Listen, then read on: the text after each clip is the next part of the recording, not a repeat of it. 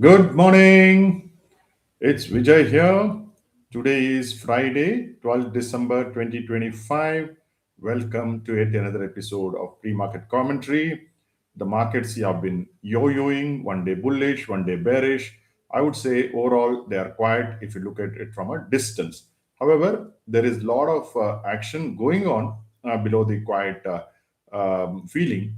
So one has to be very careful in what one has to buy, and you can always pick and choose. We are doing that. We continue to remain bullish, 80% bullish as I keep saying, and 20% for what we do, swing trading. But still we are on the bullish side only. And what are the sectors stocks we will talk about later. But yesterday the bulls fought back, and it 3-day losing streak.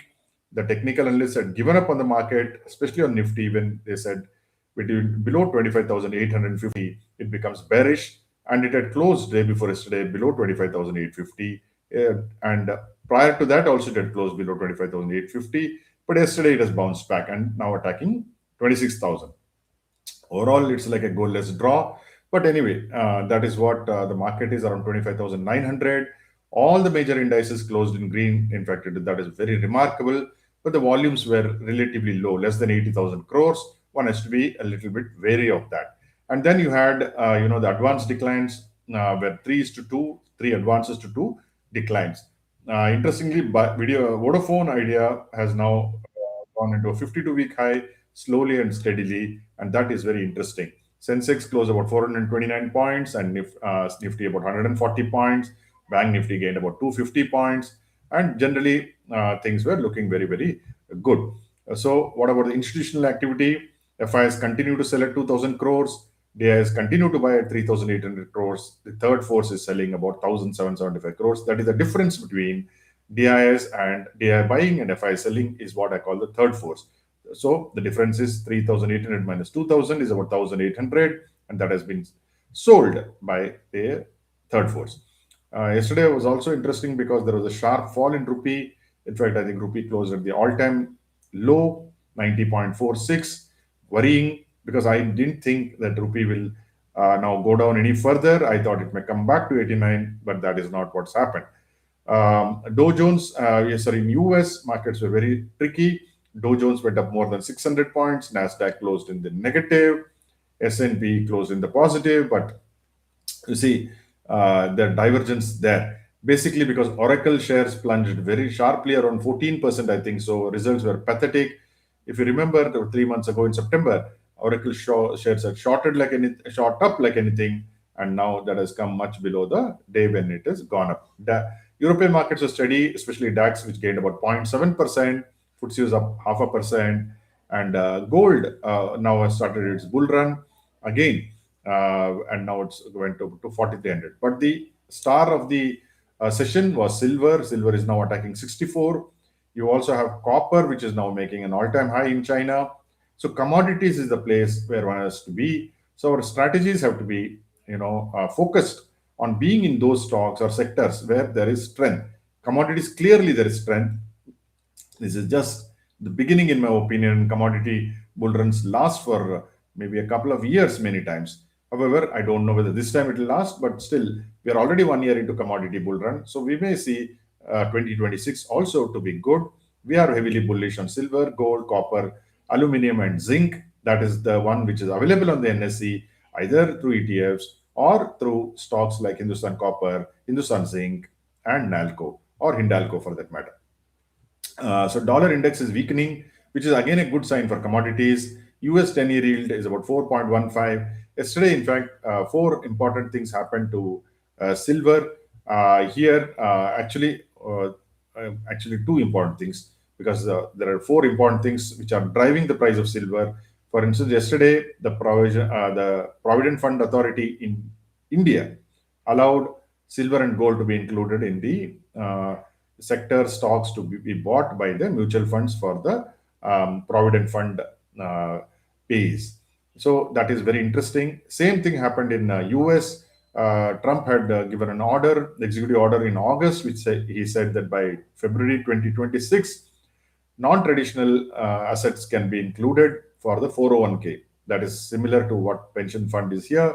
401k is much larger. So yesterday you saw the Senate and the U.S. Congress urging the SEC to include this and to start this order, or rather, let's say, bring this order into play as quickly as possible. February 3rd, 2026 is the due date. So it looks like it'll come before that, and that will catch record a bit on all commodities there, because non-conventional will include commodities. Same thing here. Here it is specifically on silver and gold in India. So that's very heartening for a silver bull like us. So yesterday the mutual fund data came, though it is better than last month as far as the SIPs are concerned. Total mutual fund inflows were about 29,500 crores, nothing great.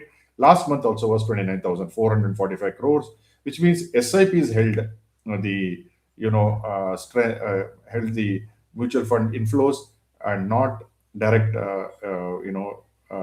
direct buying of mutual funds, which means people are redeeming, or at least they're not coming directly to mutual funds. Yesterday also was an important day for the CDMOs, for the pharma industry, where the US Biosecure Act has been, the US House has passed it. Now it will go to the Senate, and that should get passed. That will benefit a lot of pharma companies, especially CDMOs, and that may be in focus. Then there are certain stocks and which we'll be watching. Vedanta has emerged as a successful bidder for a block which contains nickel and chromium. So that should be in focus. Suzlon Energy has got a tax refund about 21.9 crore. That should be good. Then ICICI Prudential AMC is coming with their IPO of 10,000 crores. 2,000 crores has already gone to the anchor investors yesterday. So totally it was 12,000 crores. So that there's fully offer for sale.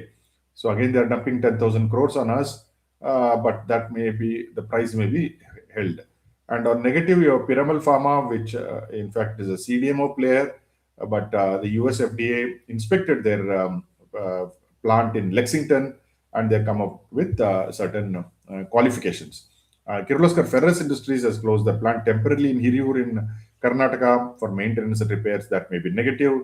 Interglobe Aviation, the Indigo CEO, has been summoned today, so that may be a overhang on the stock. And Pine Labs, recent listing, 3% is coming into the lock-in is over. So today you'll have 3 more percent, so you may have under pressure. That particular stock may be under pressure. Yesterday, Mr. Modi tweeted saying that he and Trump had a long discussion, and went off very smoothly. And Trump reiterated saying he hopes to sign the National Defense Authorization Act with India very soon. So that is something positive.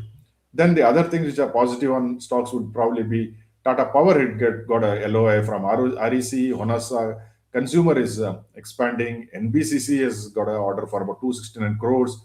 Astra Microwave has got an order for 171 crores.